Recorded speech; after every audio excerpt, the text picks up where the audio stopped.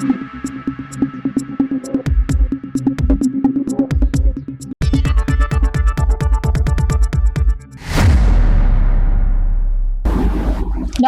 সময় বাংলা সংবাদে আপনাদের স্বাগত। আপনাদের সাথে আমি প্রীতি। দেখে নেব আজকের বিশেষ সংবাদ। দীর্ঘ প্রতীক্ষার অবসান ঘটিয়ে অবশেষে শুরু হতে চলেছে কংসাবতী নদীর ওপর দ্বিতীয় সেতু নির্মাণের কাজ। মেদিনীপুর ও খড়গপুরের মধ্যে যোগাযোগ ব্যবস্থাকে আরো শক্তিশালী করতে 60 নম্বর জাতীয় সড়কের ওপর এক গুরুত্বপূর্ণ সেতু তৈরির উদ্যোগ নিয়েছে জাতীয় সড়ক কর্তৃপক্ষ। আগামী 10 দিনের মধ্যে আনুষ্ঠানিকভাবে শুরু হবে নির্মাণ কাজ বলেই জানা গিয়েছে।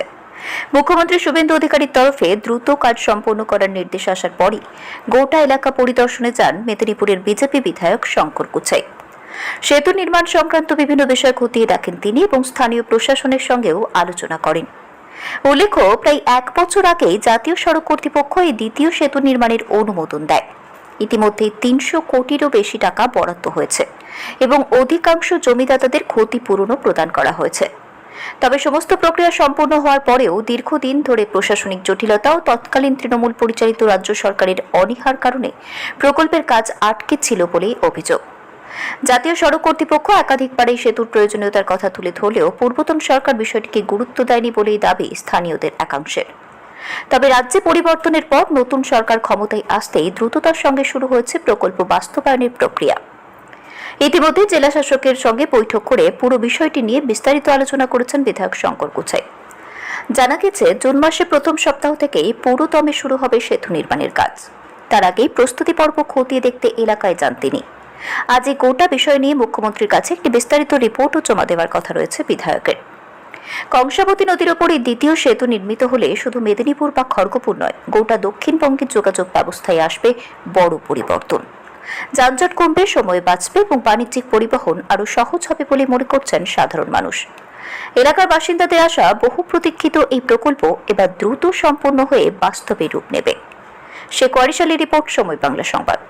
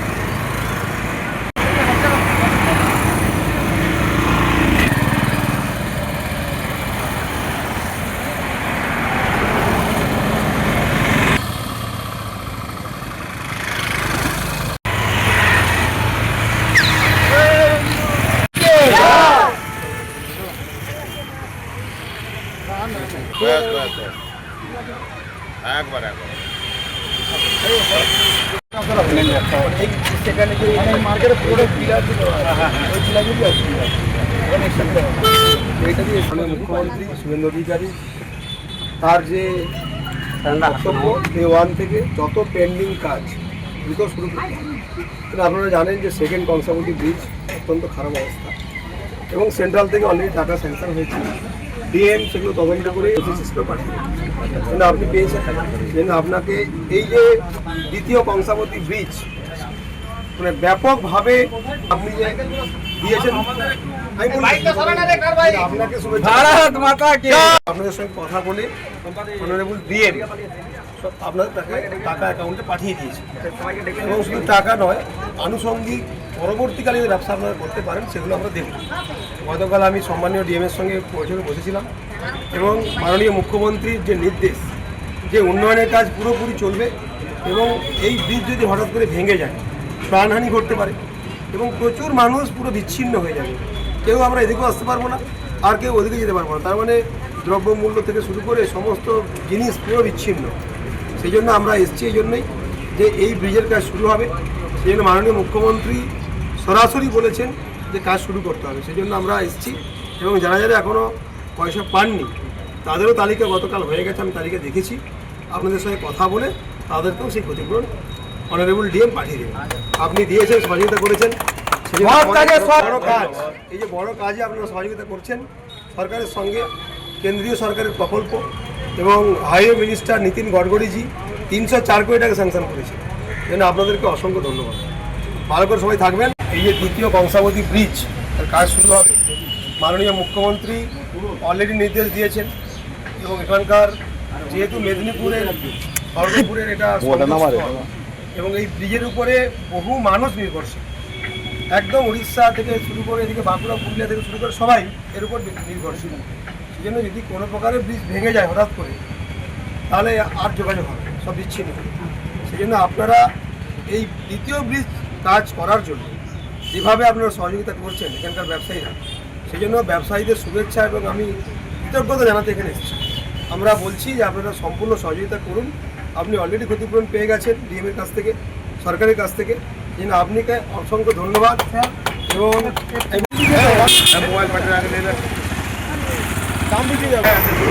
দাদা এইদিকে এই দুটো ঘর ভাঙছে, বাকি এই পাশটা আছে। এই যে ওই ঘরটা, ওই ঘরটা আছে, সেখানে আছে।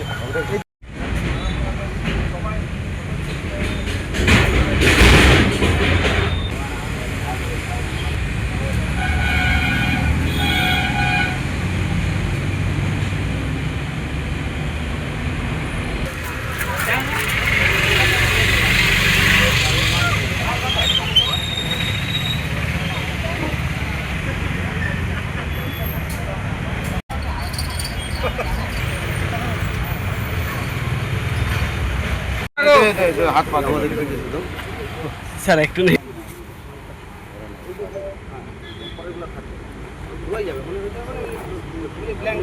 তারপরে আমাদের পাহাড়টা তো পড়ে গেছে, পাহাড়ের মধ্যখান দিয়ে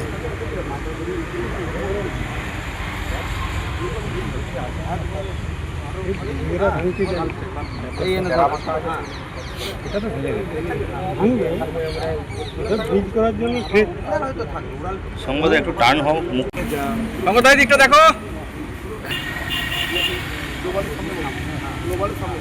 গ্লোবাল সামনে গেল।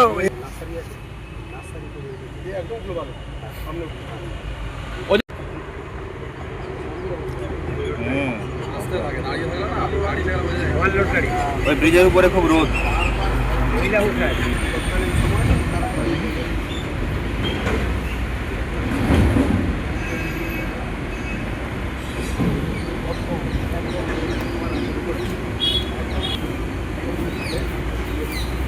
অর্থনৈতিক পরিকাঠামো দোকান করতে পারবে, মানুষ কর্মসংস্থান করতে পারবে।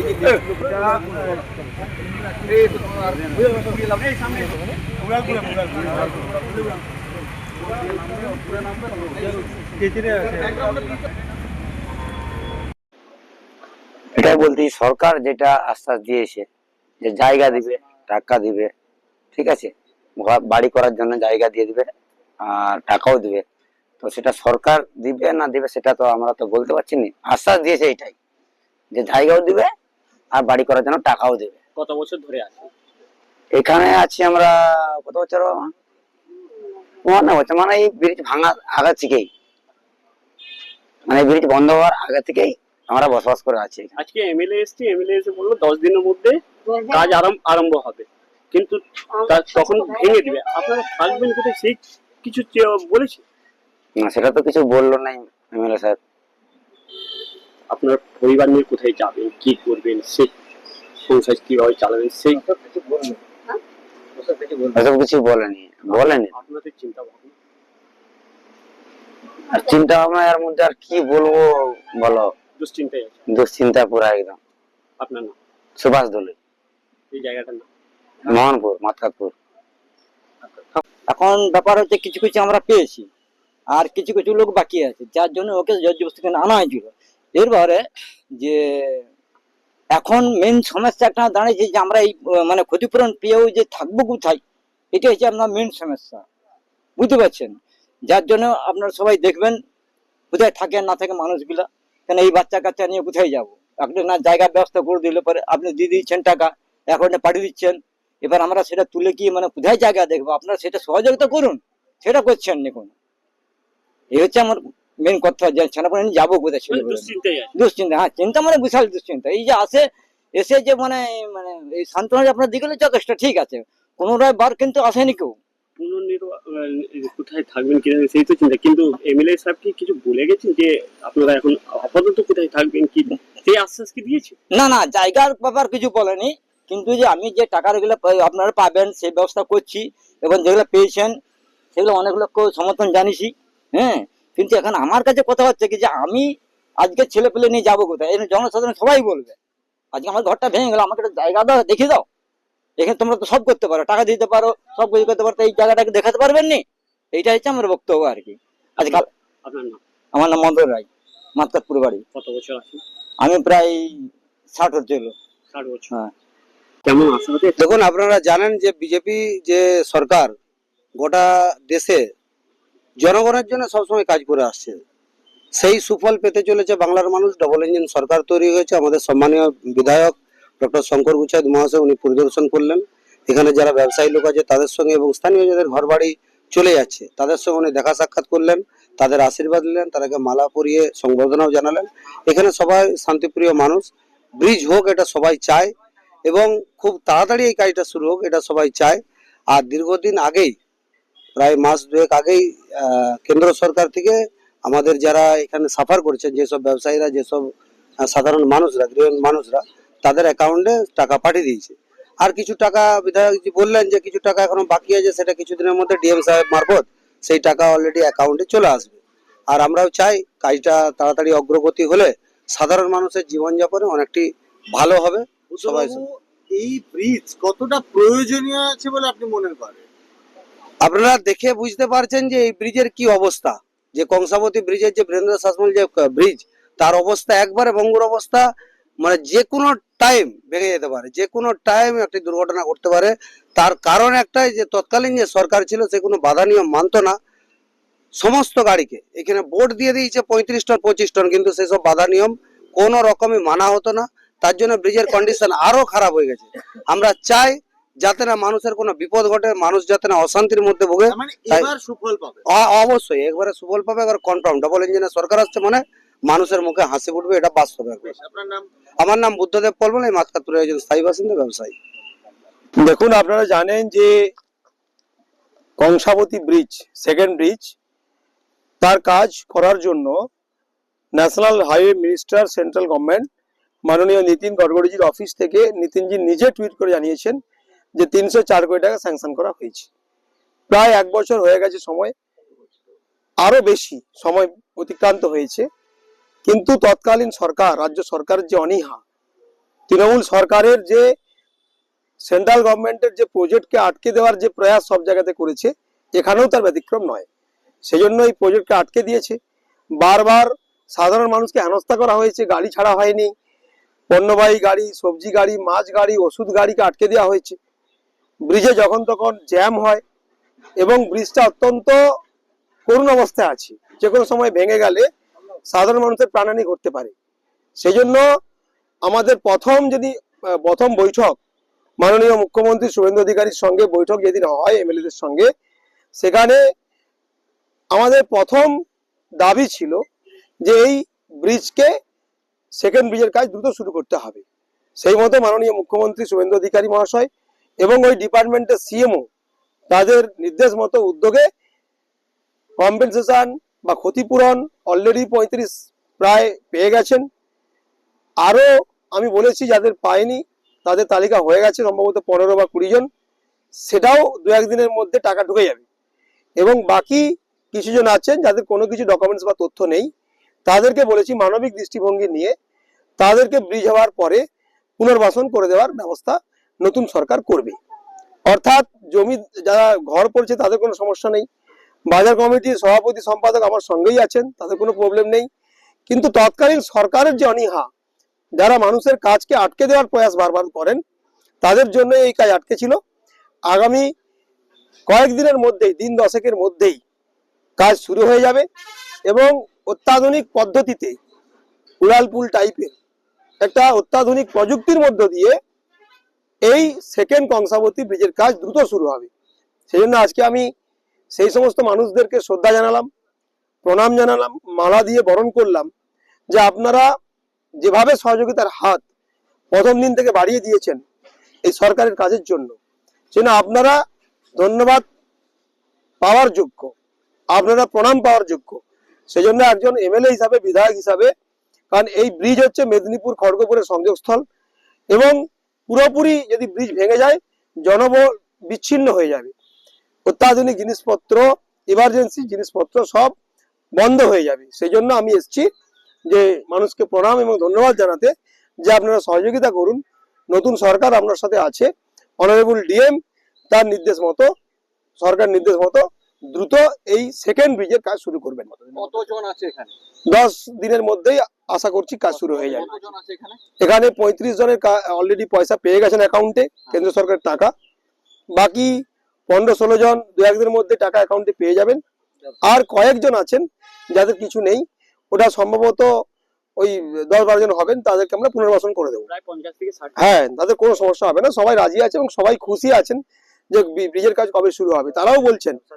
এবং ব্যবসায়ী সমিতির সভাপতি, সম্পাদক, এখানকার সাধারণ মানুষ সবাই উদ্গ্রীব আছেন যে সেকেন্ড ব্রিজের কাজ হওয়া মানে এই মেদিনীপুরে একটা বিপ্লব শুরু হবে। এবং এই ধরনের ব্রিজের কাজ আমি মনে করি যে মেদিনীপুর কখনো দেখেনি।